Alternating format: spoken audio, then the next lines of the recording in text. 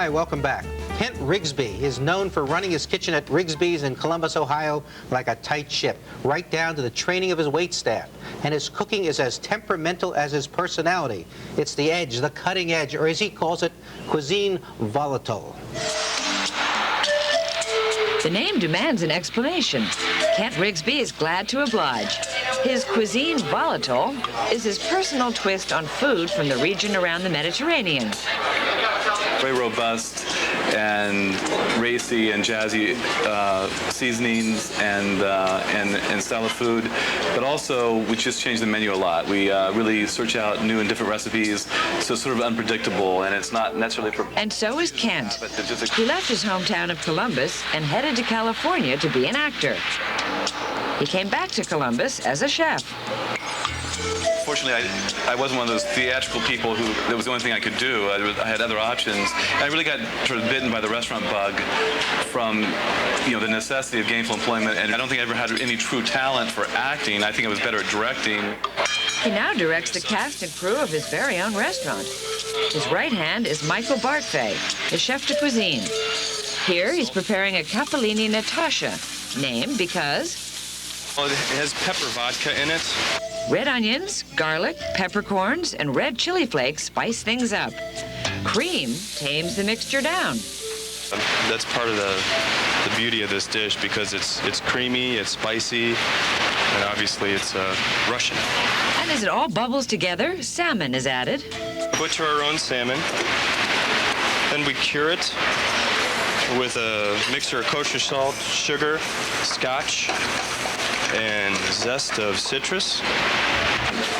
There was just a lot of, simple pastas and meat and potatoes here in Columbus that it's sort of known for, and just doing a little bit twist and a little more aggressive approach.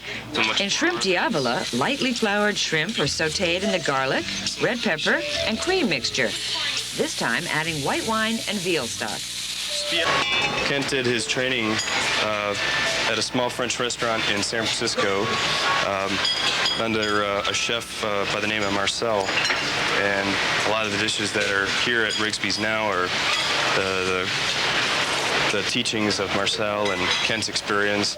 Kent has enjoyed introducing these exciting flavors to Columbus.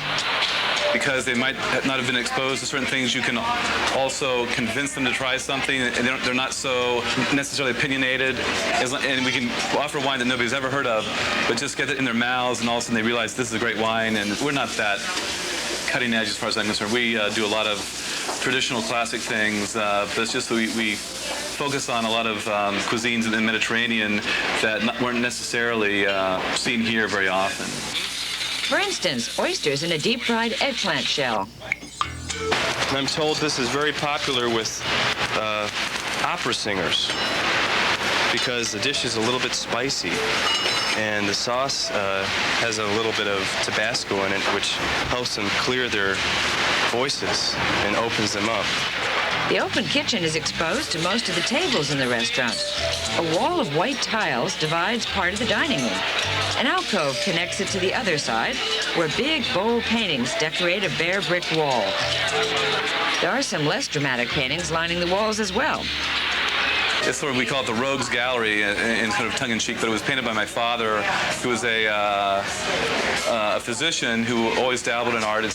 The bar area is framed by a curved wall. It all gives a feeling of peeking into different rooms. The drama actually begins before you enter the restaurant. I didn't really perceive this as that threatening. I mean, it's only, half a mile from downtown. 10 years ago, Short North was not developed. Really, it was a fairly derelict neighborhood. I guess, I just want to be different. I grew up in the 70s, and I was a little bit of a rebel and a little radical, and it's always been my nature to resist real traditional conservative modes and forms. Today, Short North is a hot area for urbanites and an art community, and the Eleni Christina Bakery, named for Kent's daughter. The shop does all the baking for Rigsby's. Here, the restaurant's popular breads can be purchased over the counter as well as desserts, such as their Kahlua fudge tort. Layers of a dense chocolate cake with Kahlua buttercream and a whipped chocolate ganache in the center. The Rigsbys have definitely arrived in Short North. Well, that's supposed to be the hottest restaurant in town, Alan. Well, I like what they're doing. I like what they're doing, too. And the term, you know, you may wonder at how volatile, what's that about?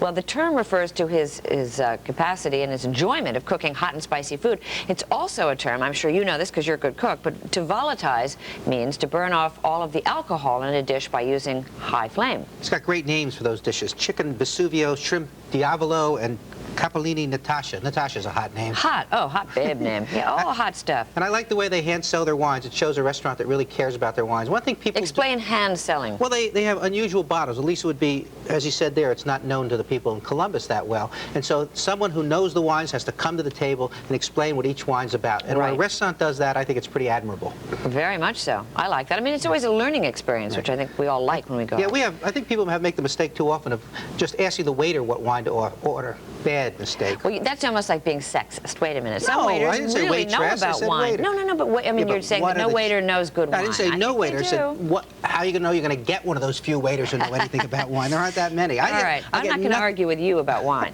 I'll always You lose. usually do. Never. But this is a great bread town. Did you know that, Columbus? No. Absolutely, yes. And of course, Kent Rigsby owns Elaney Bakery, named after his daughter, and that's where all the breads for the restaurant are produced. And Fabulous. and one other thing, I wonder if he got upset when some local critic recommended how to have a $10 meal. Get the $3 soup, the $7 pasta, and skip dessert. That would make him a little mad.